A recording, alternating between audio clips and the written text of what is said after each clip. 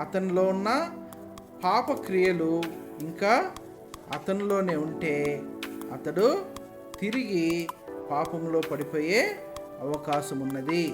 కాబట్టి ఒక వ్యక్తి పాపం నుండి మరణం పొంది తిరిగి నూతన స్వభావం ధరించుకొని నూతన సృష్టిగా జన్మించగలిగిన ఒక ప్రక్రియ నీటి బాప్తిస్మమునకు ఉన్నది. కాబట్టి నీటి బాప్తిస్మం తీసుకున్నవారు పాపం నుండి చనిపోయి తిరిగి కొత్త సృష్టిగా, కొత్త మనుషునిగా, కొత్త స్వభావాలతో తిరిగి జన్మిస్తాడన్నది దీని అర్థమై ఉన్నది. మూడవ ఆశీర్వాదము, పరిశుద్ధాత్మ యొక్క బాప్తిస్మమును పొందుకొనుటకు నీటి బాప్తిస్మము ఒక మెట్టుగా ఉన్నది.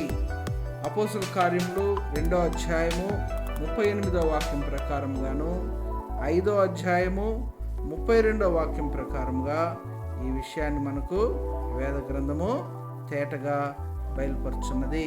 అంటే నీటి బాప్తిసం పొందిన వారు పరిశుద్ధాత్మ అభిషేకమును కూడా పొందుకొనుటకు ఒక సులభమైన మెట్టుగా నీటి బాప్తిసం అనేది నిలబడుచున్నదని దీని అర్థమై ఉన్నది.